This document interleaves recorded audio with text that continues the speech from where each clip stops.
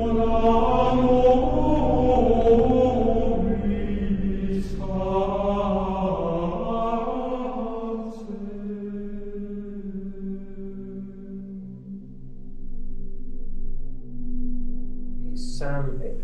typical night is almost like a normal paranormal investigation, except for we've had to remove certain aspects so people get more experiences out of it. So we do more sort of hands-on experimentation for your night. Typically we have mediums, clairvoyants, psychic artists there. We also have paranormal investigators there. And basically it's you versus the location and its ghosts. We take you there, we tell you all about the history, we tell you all about the things that have happened there, and then we do a number of workshops to teach you how to use the latest ghost hunting equipment, and also as well is how mediums work and how they work within a location. We then split you up into very small little groups, place you into the small haunted areas and see how it kicks off. And that's when the fun starts. Is it true that York's the most haunted city in Europe? Oh, absolutely. If you look at the amount of hauntings that occurs within the city centre of York, there's more hauntings and ghost reports per square mile than any other place in the whole of Britain. Let's not forget that York is one of the oldest cities in Britain. We've had Roman foundation here, we've had Anglo-Saxon, and we've also got Viking. So what we have here is 3 stages of habitation leading up to modern day. Also as well is cutting straight the way through York is a major ley line that begins from the York Minster, leads through 2 churches and finishes around Clifford's Tower, and that cuts all the way through. And what we've done through research is actually found that a lot of the hauntings cluster around there. And the location you're at here tonight, Otherworld, is actually just at the side of the ley line. And that's why York is so haunted. It's got so many old buildings. In the 1960s, when all cities were getting funding, York was given nothing. So they had to put up with the old medieval and the Georgian buildings and had to put up with them. And that's why it's all original that you see around you. It is, without a doubt, and I've been investigating for over 20 years, the most active, the most paranormal, and underhyped as well. There's a lot of people, certainly Derby promotes itself as being the dead centre of England, and there's more hauntings, without a doubt. You go in the archives, you find page after page of folklore, of hauntings, and every street's got a tale. What do you think ghosts are? Well, after 20 years of doing this, one thing I would say is most people think ghosts are just recordings, that they appear time and time again, and that's all they are. What you're dealing with is a recording, like the stone tape theory, that sort of thing. But what keeps me interested is this little bit of intelligence that keeps appearing. You can rule out something like 96% of all ghosts and hauntings. Usually you find out that there's normally it's either a misinterpretation, you find out that the pipes are rattling, or there's something, that's quite common and down to earth. You're then left with this kind of 4% that seems to show that whatever we're dealing with seems to have an intelligence, and it's that what keeps me going. So over the years I've been able to study things, look into sociology, philosophy, into theology as well, and how religion deals with ghosts and hauntings. And I kind of come down on the global consciousness sort of theory. Jung, the philosopher, came out with the theory that around Earth or around in the air there is this consciousness, that everything that you experienced is out there. Some of the Victorian spiritualists called it the Akashic records, and that you can log into this and download the information. I think that's what's happening, is when mediums are walking around a location, they're not actually kind of in tune with a spirit, a physical spirit stood there, but they're actually, it's a way of interfacing with this global consciousness, that you're able to access the information through what they think is a spirit. And what causes this is the right conditions. And this is what scientists are trying to do now. And you've got people like Professor Richard Wiseman, who's worked out levels of EMF, humidity and lighting have a degree of effect on people.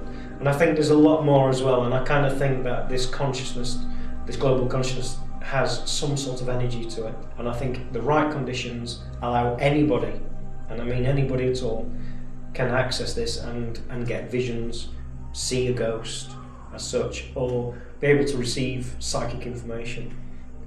It's just a question of being in the right place at the right time and being able to access this information. Can you give some idea of the things that would give false returns, you know, the kind of things that people would mistake for ghosts or spiritual phenomena? Yeah, it's the first thing is you have to look on a psychological point of view, and people will go into a building like this. They will go into a darkened room. They may be stood up for 10 to 25 minutes, and they begin to feel pins and needles. Some people may think, "Ooh, you know, they're getting affected by the energies," and obviously it's levels of the blood and that sort of thing. Normally, the biggest phenomenon that occurs, which people misunderstand, is when they go into an absolute pitch black room and they start to see pinpricks of light and think it's spiritual energy building up. People will also see things like glowing underneath the eyes or mist swirling around, and the colours of the mist depends on the person, depends if they have colour blindness or any short-sightedness. And all of these are just optical effects, because when you stand in a room, the first thing that your eyes do is try to work out exactly where the horizon is. So you will actually feel off balance. So you've probably heard people say, I've gone into this room, I feel a bit woozy, I feel a bit sick. It's not because they're sensing any ghosts or spirits, it's purely and simple that they've not been able to find the horizon of exactly where the room is. So that tends to happen, and then you get people who are techies who bring along new technology like digital camcorders and digital cameras, so they pick up on things like light anomalies or orbs when they are very easily explained. And it's come to the point now where you've got major camera manufacturers like Fuji and Sony both admitting on their websites that these are actually faults with their camera, that they are caused by airborne particles lit by an intense flash close to the lens, and it's throwing it back as a circular orb. The reason why orbs are circular is because the lens is circular. If the lens was square, you would have square orbs. And the problem is you've in the last 3 years you've got a lot of experts who've not actually delved into this, and we gave out a technical sheet on orbs, and this must have been about 7-8 years ago, and we was contacted by somebody who said, "You're wrong, absolute nonsense, orbs are spiritual energy." And he said, I take photographs of red orbs because I deal with angry ghosts. So we visited him at his house, and he came out and met us, and he was wearing a red fleece. And I said, "Do you wear that during your investigations?" And he said, "Yes." I said, "Can I wear that and use your camera and I'll photograph?" And I photographed, and it was full of red orbs. Any airborne particle. Everybody says orbs are dust. No, they're not. They're any airborne particle. Dandruff, dust, flies, you name it, and it will cause that to happen. Rain. That is an orb. And light anomalies, as they're nicknamed now, they're exactly the same. All it is that you have an intense light source, an ultraviolet torch very close to the lens. That lights up any airborne particles, and because the lens is so small and it's filming at such a wide angle, it looks like these light anomalies are flying backwards and forwards at intense speeds. Well, they're not. They're just travelling in front of a small lens, and that's all it is. So we can accurately say orbs, light anomalies are not a part of what we do.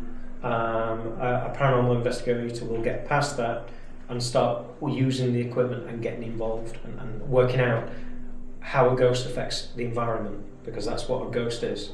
It's an environmental phenomenon that affects the environment around you. Okay, that's the false side of things. In your mind, how would you determine what is real, what would be a real experience or a real ghost, if you like. Well, what confirms it to me is, and certainly through Fright Nights or past investigations, is the only way you can understand, you can work out that somebody is having a real experience is through research.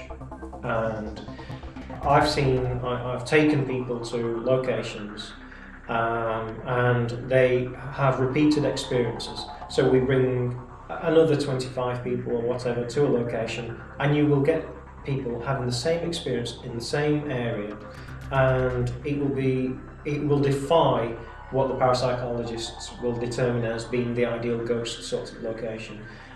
So what I mean by that is a room that's lit quite lightly, the floors are very even. That normally shouldn't trigger a ghost experience, and yet there's certainly a place like Alton Towers where there's one of the rooms which is fairly well lit. It's not known for any ghostly phenomena, but people keep having this experience there. And I think when you start to get people over a period of 3 or 4 years having the same experience, then you kind of think, hang on a minute, there's a pattern here, there must be a reasoning. And once you've ruled out things like EMF and humidity and try and work out that sort of side, you're left with the unknown. And I always look for this 4% unknown. The use of equipment is good, but generally is making very, very good notes. Anything that a medium says or somebody who's having an experience, if they're talking about dates, if they're talking about names, get out there and do the research. And that's kind of lacking, you know. That's what people should be doing, is trying to get the historical evidence, which could mean that this person is having a real paranormal experience. When you have things like poltergeist activity or things like that, it's just using common sense, you know. People talk about, well, there's a cold spot in here. Well, why is there a cold spot? Is there lots of windows? Is there a chimney that's open? And you've just got to use your common sense with anything like this. In your mind, what is the most compelling evidence that you've witnessed? I've witnessed a full manifestation of a ghost, and this was at Dudley Castle in 2003. It was about 6:30 in the morning.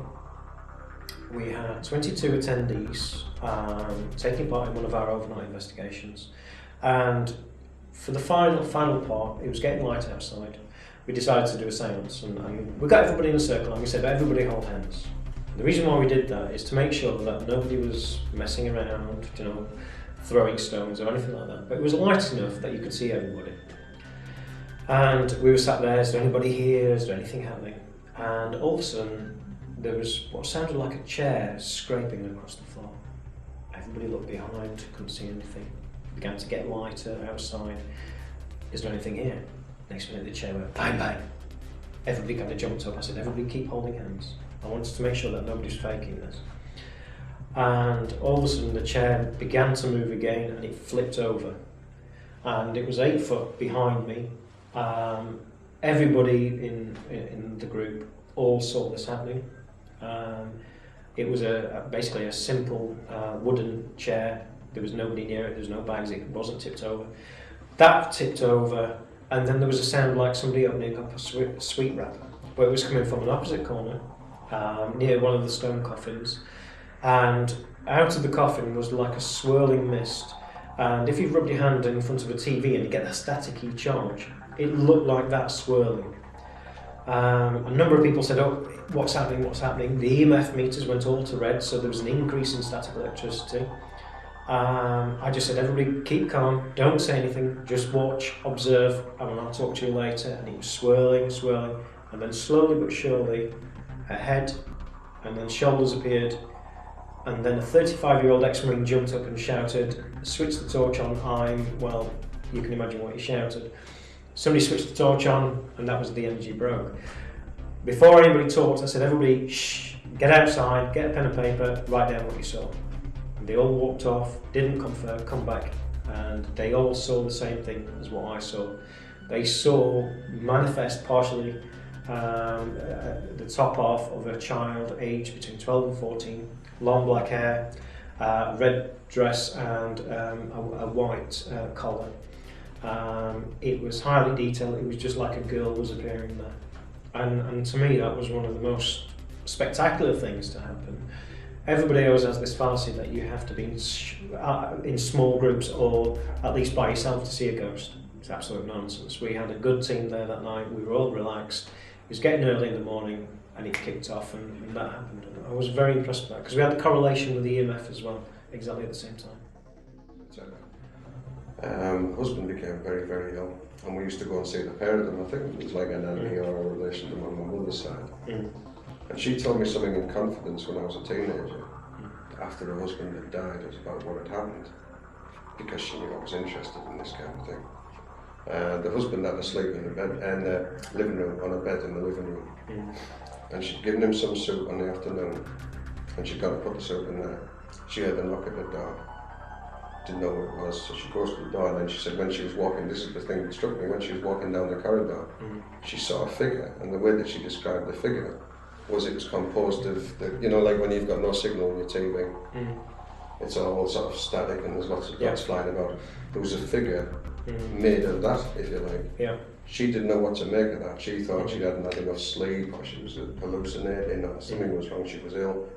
So she went to tell her husband, and of course, husband had gone, her husband had passed away, and you know she put those two together. It's interesting you mentioned, you know, the sort of static and the... You mentioned two interesting things there. Whereabouts in the country are you from? North East. I thought you weren't. Interestingly, because obviously I'm from Yorkshire as well, we have the same traditions.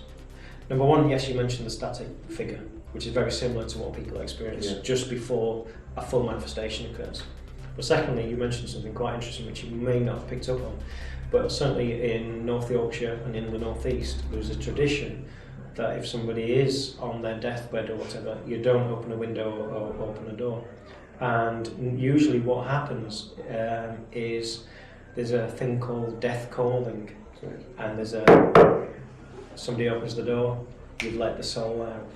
And that is interesting when you said that, because I thought, and that's what's going to happen. I didn't, you know, this is just something that she related to me. I mean, I haven't even told her. There's actually stories of kind of farmers' wives shutting all the sort of shutting the shutters, shutting the doors to keep them alive. And there's always a little girl who opens the back door, and that's it. But yeah, the static electricity, and you know, that's the thing that's stuck in my mind, because you know I can understand possibly the distress in time like that. I would imagine somebody would say the typical looked a bit like a sheet or something like this kind of thing, but it was the sort of imagery that she described. It's you've heard the old saying of your hair standing on end, and the reason why your hair is standing on end when there's a ghost there is because of the static electricity, the increase in static electricity. Sometimes it can be extremely high levels, like what your auntie saw, or it can be just a little low level sort of movement.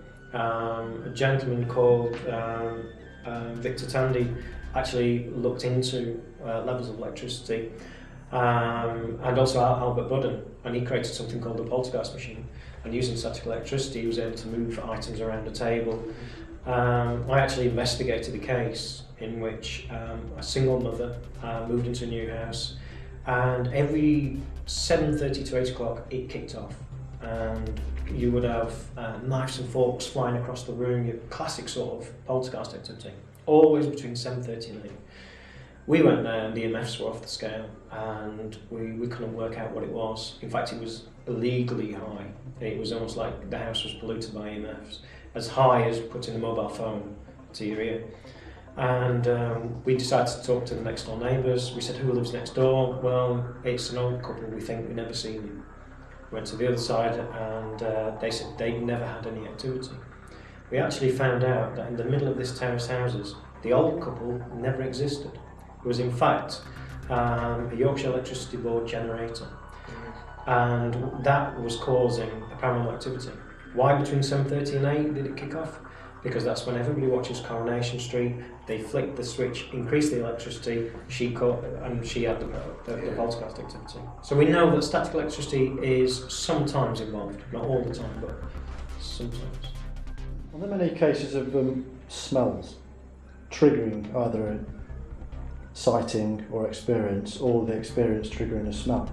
Yeah, I mean, there's always the classic case of where people smell lavender or Parma violets, and I think it must be. I don't think people are actually smelling that perfume. I think it must be a reaction to the energy. Like, do you know, earth lights, which is caused by seismic activity, and you get these balls of light appearing. When an earth light appears, people smell sulphur. And in the olden days, they used to think it was an appearance of Lucifer, Satan, that sort of thing, because of the sulphur. I think when people are smelling things like lavender, Parma violets, sweet perfume, it's a reaction to the ghost. I don't think it's actually, if you look into any of the stories where apparently there's a perfumed lady, the person in question usually isn't a very perfumed person anyway. And certainly in the Georgian times or medieval times, they didn't used to walk around wearing perfume. Smell is something that always happens within ghost phenomena. Is it always? Oh yeah, you at Woodchester Mansion, you get the smell of blood, and how you can differentiate between the dusty smell of Woodchester Mansion and blood is that you get a metallic taste in your mouth, and that's when people get a little bit freaked out. So yeah, it's interesting. I wonder if this is tied in with physiology, because you know they say people just before strokes can smell burning in the hair, this kind of thing. Yeah. So I wonder if it's some kind of tuning into. Well, people who have brain tumours, they can have absolute different tastes. They can suddenly taste steak and ale pie or whatever, and it must be some sort of reaction with whatever we're dealing with. Maybe it is EMF levels, and it is causing them to smell that sort of thing. And I had an experience when I was younger, and nobody could explain it. My parents just said they were scientific and sceptical, and they just kind of said people who see ghosts just are highly imaginative, and that's it. But then I began to talk to other members of the family, and they said that they'd had experiences. So something switched on in my brain, and I thought, right, okay, then I'll go to the library, and all what was there was the ghosts of Hampshire, the ghosts of this, and I thought, oh, I'm just reading more stories. So I tried to tackle it from different angles. So I first looked into sort of the origins of ghosts and looked into some of the facts about ghosts. Most people don't realise that that before 1838, and it's been narrowed down now to a specific day, before that day, any ghosts that were seen, and you can double check this, were always friends or family that came back to tell a message or to give some sort of revengeance. After that day, ghosts changed. People began to see Roman soldiers. People began to see all the historical characters. And there's one reason why, and that's the education system was kicked into place. And what you have there is a change of perception by people. They begin to get educated, and then all of a sudden they're interpreting the energy, EMF, whatever you want to call it, and they were suddenly seeing historic ghosts, and the whole facet of ghosts had actually changed. And then I looked into the religious side, and to cut a long story short, I ended up falling onto Carl Jung, and it was basically through UFO investigation, because Jung at the end of his life began to look into UFOs and flying saucers, and he was also talking about ghosts and this global consciousness theory, and basically I've gone into investigate how global consciousness works, and I think I'm an advocate of that. I think it could explain a lot of the sightings that occur. This whole idea of that around us is this knowledge that anybody can tap into, and it quite excites me, to be honest, because I think if you can train yourself to access this knowledge and maybe dig into it, and maybe this is where inspiration comes from, maybe this is where things like psychic questing, where people get historical information that they dig up, and it's an interesting area of science that unfortunately is swamped at the moment by people who think they know what they're talking about, with attaching quantum physics to it, and it's well worth anybody getting involved into that sort of investigation. People like the Global Consciousness Project, Nordic Sciences, they're worth checking out to see what kind of research they're doing and how it applies to paranormal investigation.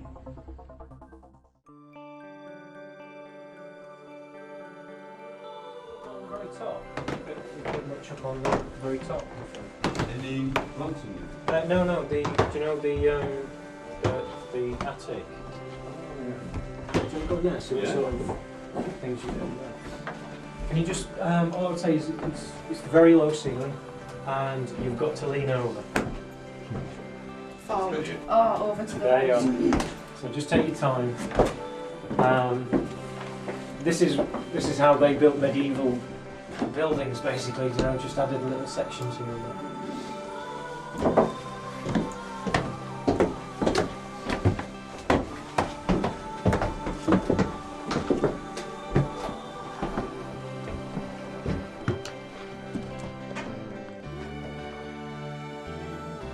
I find sometimes if I walk them down a bit, I tend to pick up a bit more.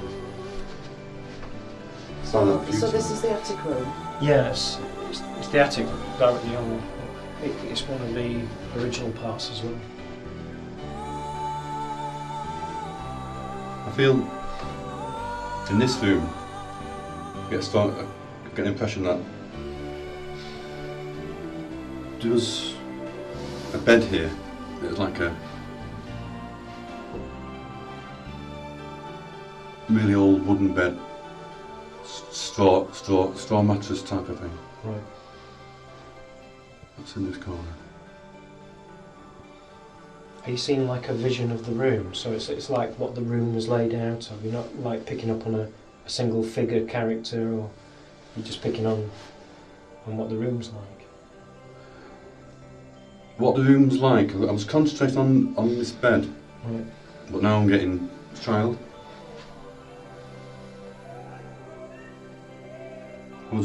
My attention was drawn to the child. It was like my attention was there, and then all of a sudden I was drawn to this child. Is she aware of us? Don't feel she is. Over this way? Yep, over in that corner. She's blonde. Because sometimes children relate more to females. Quite a pretty child actually. She's long, flowing hair, like curly, locky. Nice hair. She's sat down. She's like crouching down like that. Is she aware of us then? Is she kind of aware that Angie's stood next to her? No, I don't feel like she's aware of us. Right. So it's like a recording. So. Yeah. She's just sat there. I don't feel like she's a happy child. Do you think it's? You're saying that she's not a happy child. So do you think the room feels quite depressive or sad or? It's like I'm getting the impression that she's been scolded. When I say scolded, she's been told off. Right.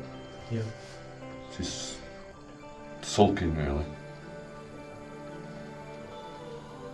It's actually interesting that you're picking a child up in here, because originally this room we used to use it as like a storeroom, and just there is a bookcase that used to be full of antiques and our books, and we used to come in the morning. It used to be thrown all over the floor, and other mediums used to say it's a child playing. And we used to think it was like a child having a bit of a tantrum, throwing them on the floor. I was going to say a tantrum actually. She's been told off. She's been told off. You know, she's. So it does tie in with the history then? It absolutely does, yeah, because not only does it tie in with the experiences we've had here, but yeah, it kind of, this is one of the original parts of the building, built from the early 1400s. So there would have been families on each floor, and this would have been utilised by a family.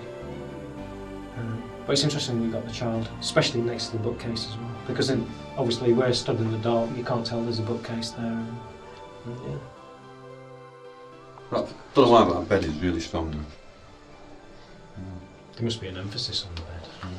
Must be I wonder if it ties in with why you're picking up on her. Do you think the child may have been ill or something like that, maybe bedridden or... Yeah, she's not ill, she's just been told off.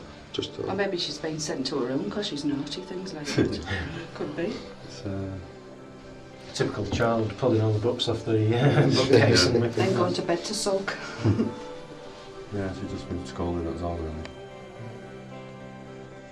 Can't get what this connection with this bed is, it's so strong.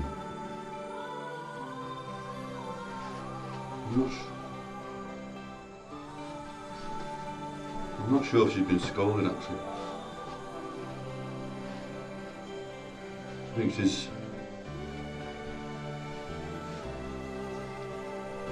I think this is a child's bed, and I feel that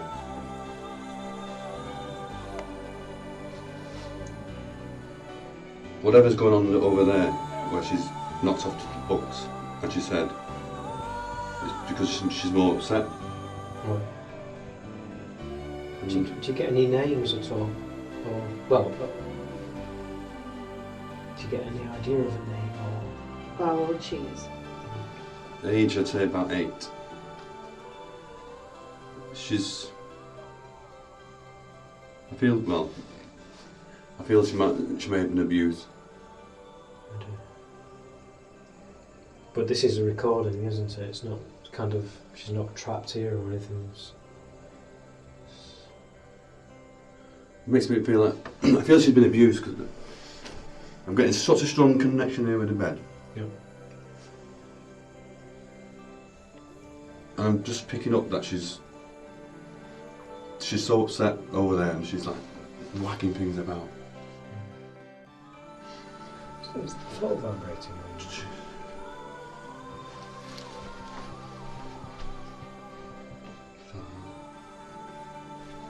I feel quite strange in here. It's like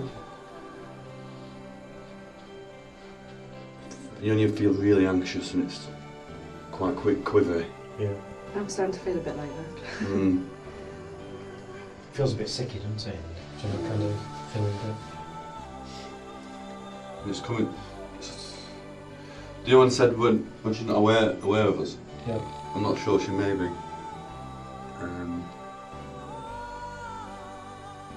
Because as he said, I'm picking stuff up now, so she must be aware of us.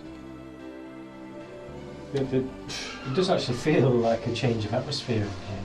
Yeah. Do you know like what you were saying, Andrew? It's kind of, it's kind of, it's gone from, I actually felt quite relaxed in here, but it's kind of...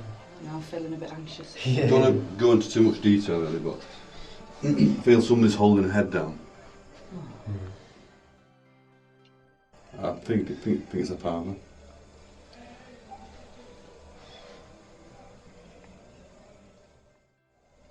She's holding her head down. She's got her face down.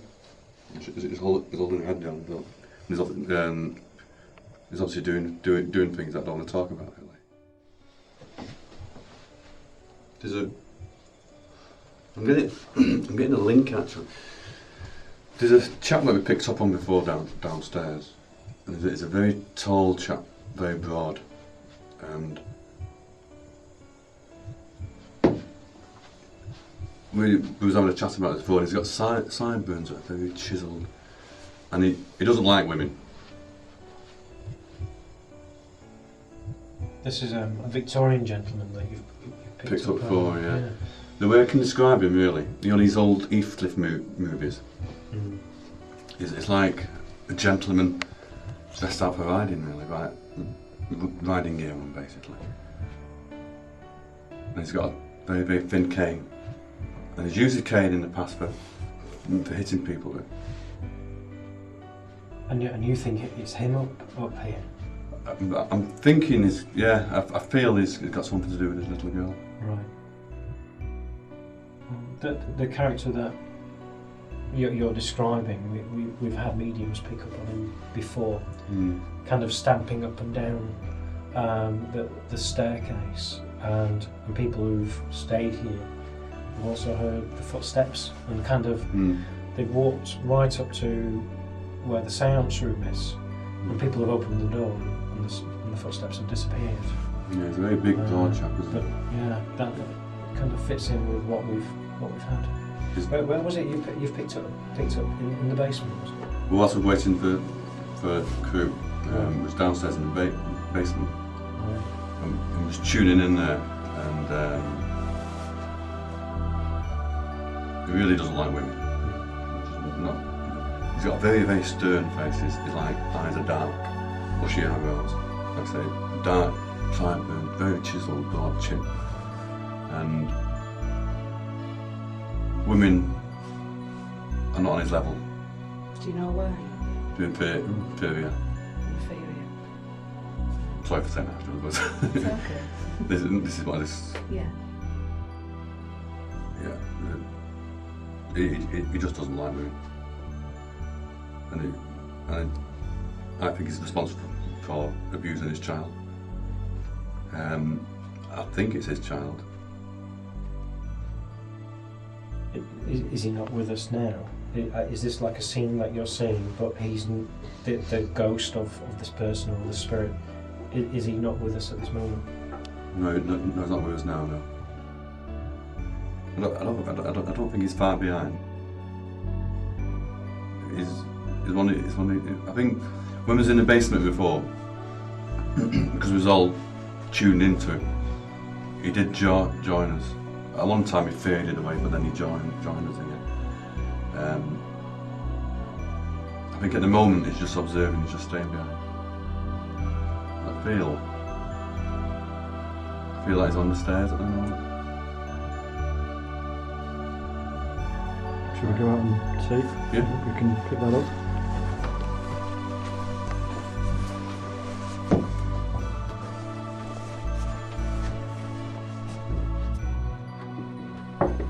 It's a change down there now. Yeah. But the atmosphere's getting more electric. Do you fancy that? It's like the building's changed from when we were in here earlier. It's by the cemetery.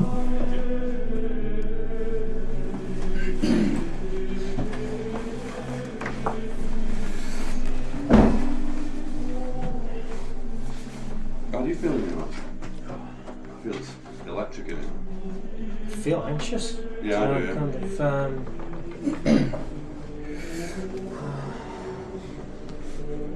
I mean, I've had weird experiences in here, but it feels like that at the moment. We're going to try and tune into him if we can. Is there anything we need to do?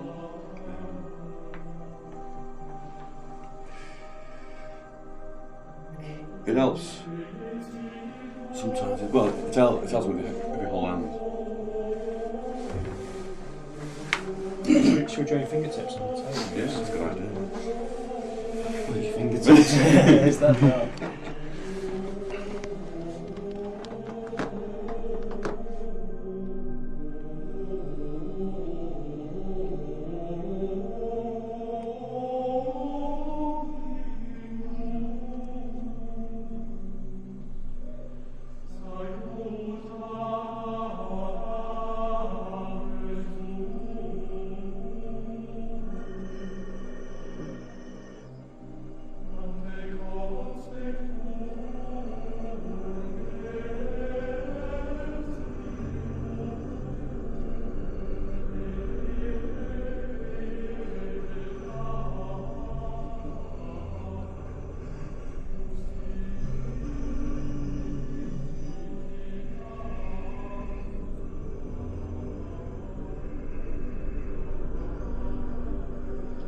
John is going into a semi-trance state there.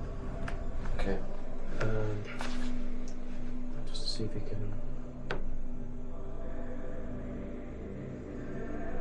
When I've worked with John before, you know, he goes into a trance state just to see if he can pull through more information, or sometimes he actually goes into full trance. I feel that I haven't got a name for him still. He's next to you, Martin, but he's more further over. It's about, to your right hand side is about 6 feet away. Your left hand. Left hand, sorry. Yeah. Left hand side is about 6 feet away, I think. And this is the same man from the attic.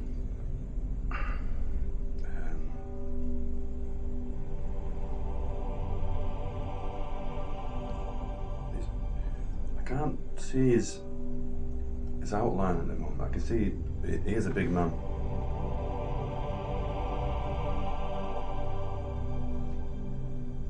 He's got a top hat on. He's very interested in the camera. Is he actually looking at the camera now? He's looking at it now. Try swinging the camera on film and see if. We've also got observers outside the door. Are they part of the family? Do you think? I feel we got two male figures who were here before, actually. We've got two male figures outside the door on the other side. Can you ask them to knock on the door or to do something? Can the energies on the other side of the door, can you knock? Can you make us a noise? On the door or somewhere in the building, can you make a noise to prove that you hear us?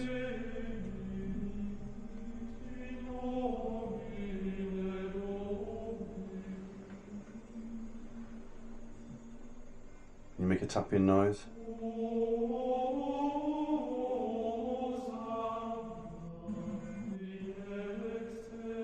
It is a bit. I heard something there. It's not anybody here, is it? No. No? I think, well, it certainly was. It came from over where Phil is. Yeah, I thought it was. Phil, are you hungry? They're like. I'm more interested in the two men outside the door now. They're like guardians. Of this man. There's something to do with this man.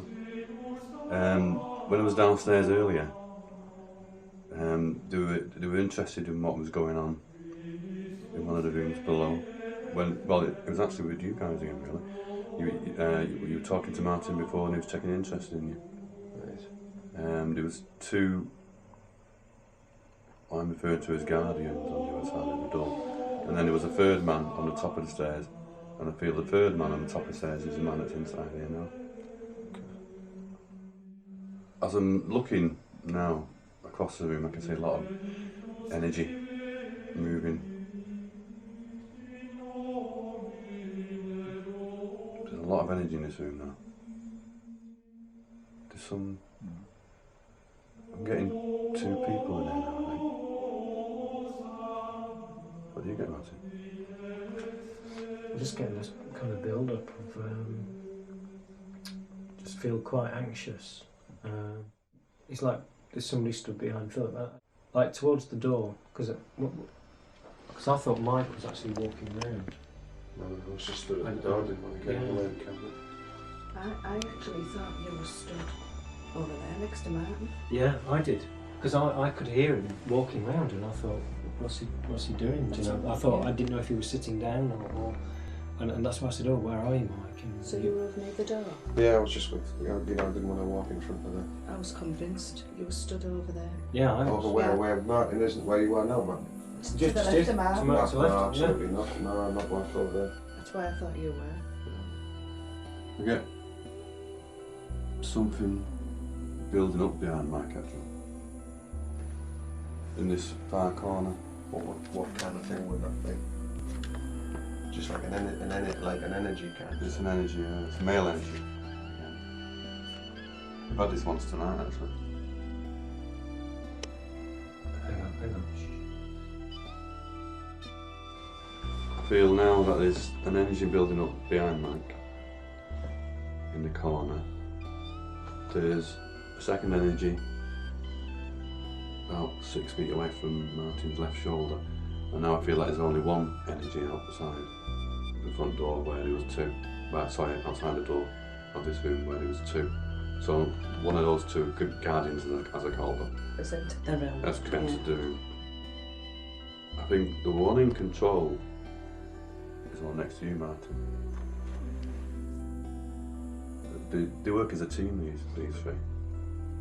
So you've got three ghosts or spirits, Yeah. and you think that they are aware of not only us, but of each other? Yes. Definitely, yeah. They're working together. I feel that these three are always planning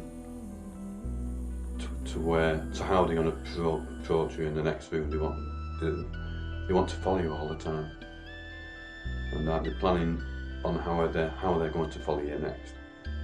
Don't ask me why. I think it's because I don't know. It's like they want to be a little bit elusive. Was that behind you, Philip? Mm-hmm.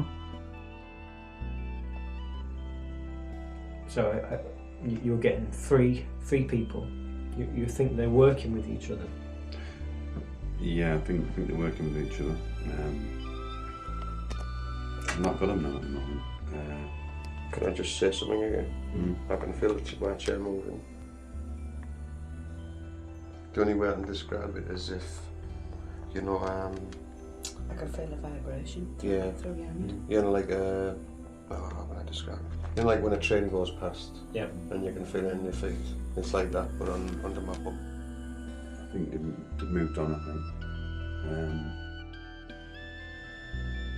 they're going down the stairs.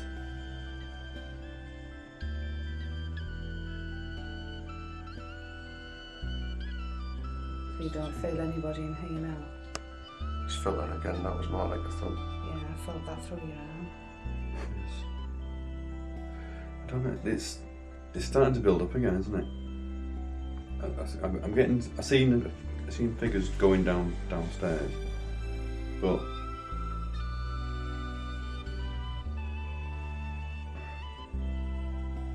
back of my hands feel tingly, a bit tingly. So this kind of energy's building up. Yeah, something here. Definitely. Can feel it in the chair.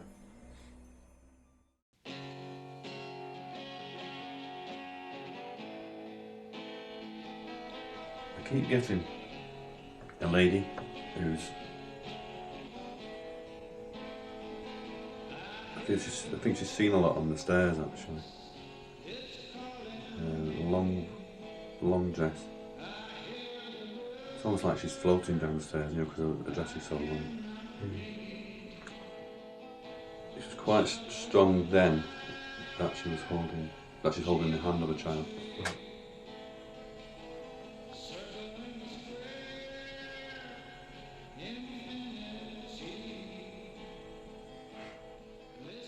Is directing his attention to Janice at the moment. He's looking down at you. He's actually looking down at you, and during he's looking left and right. He's got his stick raised. He's going to give you a good crack behind you. So I was expecting him to do downstairs just as Martin walked in. I was expecting a crack across my legs. Do you feel like that now that you're going to get hit? Yeah, across my shoulder. I just feel. That's where it's aiming, right across your shoulders. Yeah. Well, I'd love to say, but I can't. It's in my head too. He's pointing towards the door actually. He wants us to go. He wants you to go.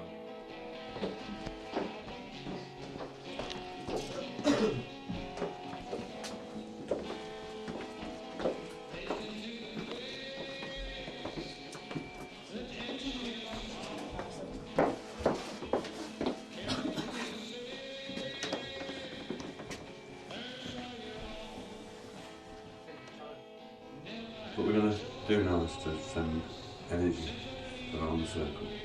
And how we do that is imagine a really bright crystalline light of ball above you in the middle of the circle. Draw the energy in through the middle of your forehead. Once you've drawn the energy in, visualise that energy going down your right arm, and then the person to your right will take up the energy to the right and send it down the right and the left, and so on until they complete a circle of crystalline light, bright light. Just draw that energy, keep it going. Send it around the circle.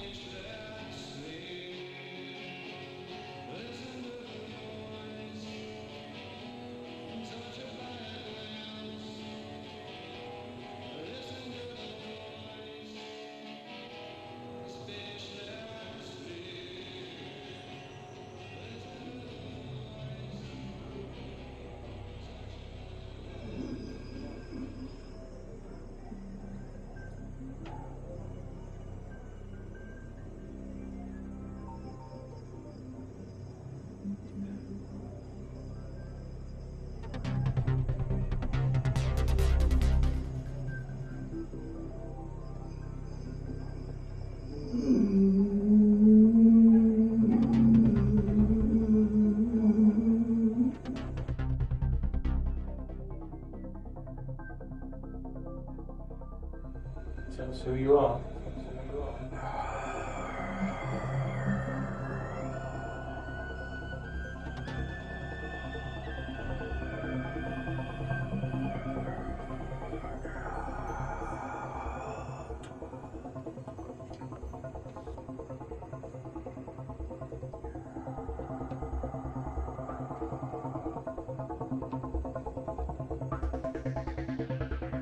Tell us your name. Tell us who you are. Please speak to us.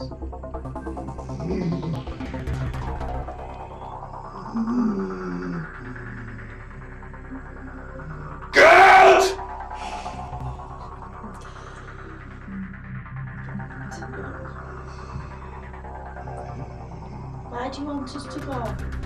You hear the knock upstairs? It's an empty shop. Is it all of us who want to leave?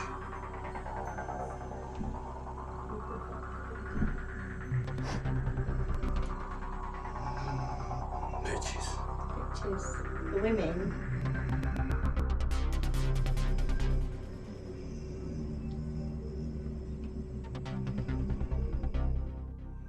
Tell me who you are.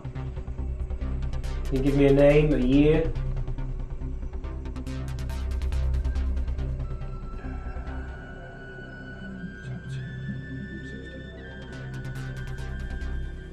And can you tell me what your name is? Joshua. And what's your last name? Just Joshua.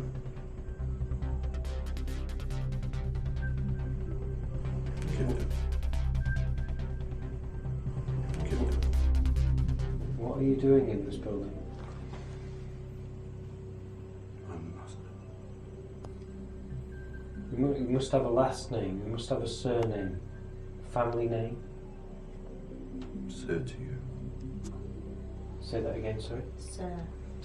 Sir to me, right, okay. What do you do? What's your job? Punish. Say that again. You punish? I punish. I punish. For what? Whatever I please. Are you in charge of staff? Or do you actually own this house? I am the master. What was it you punish? The big bitches. What do you do to the men? Gatherings. Gatherings, yeah. What you organise things, or you? I'm the master. Sir to you. Is it Master Mason? Yeah. Are you a master mason? Is that what you are?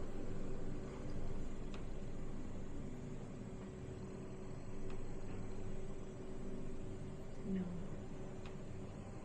Are you just the master? I'm the master. But what are you a master of?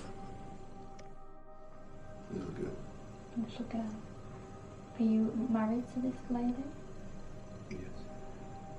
Do you hit her? Yes. And why do you make her cry? Because I'm the master. Yeah, but just because you're the master, you shouldn't hit women. You're inferior. The Brotherhood. The Brotherhood.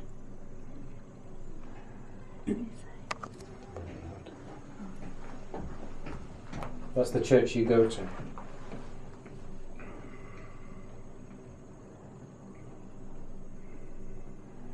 Can you tell us anything about it? Pleasure. Pleasure.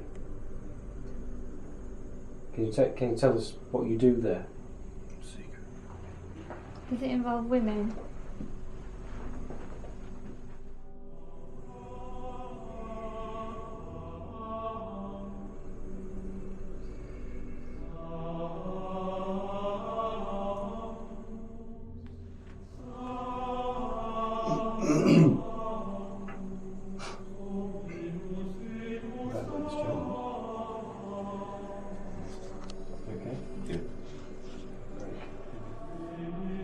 Was it a situation that he was in a trance because you shouted out, or was he just communicating straight through you? It was more straight through me really, but it was like fluctuating really. It started deep. You know when you get deep? Yeah. It started like that.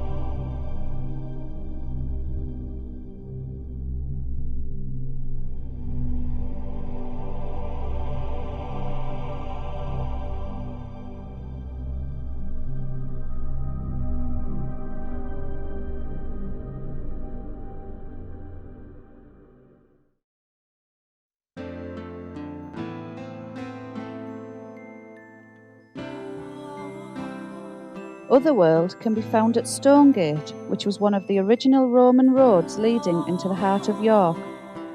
35 Stonegate has over 2,000 years of history, and the house itself has witnessed life in York for over 500 years. In the last years of the medieval period, the site was owned by the Brahmin monastery. In 1482, the house came into the possession of Francis Hildyard. For the next 200 years, the house became booksellers and later a publishing house named The Sign of the Bible, and the hanging wooden Bible over the front door has remained a feature of Stonegate ever since. In September 1835, Princess Victoria, later Queen, visited the shop and even took tea in the back parlour of the bookshop. She distinguished them as printsellers by royal appointment. By 1873, the future of the house looked doubtful, since the last printseller, Robert Sunter, had died with no heir. A new chapter of the house's history began when John Ward Knowles purchased the house and began to renovate and reorganise the house. It became the Knowles family home for the next 120 years.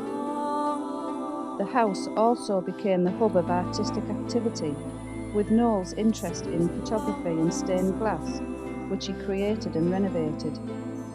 Many of the windows within 35 Stonegate are still stained glass and in excellent condition. John Ward Knowles lived and worked here until his death at the age of 93, and his sons continued the business until 1953.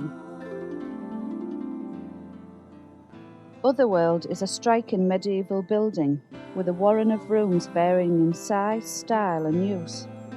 Walks through its corridors are a journey through time, from 1400s to Georgian to late Victorian. With over 1,000 years of history on its site, it's no surprise that it's renowned for being haunted.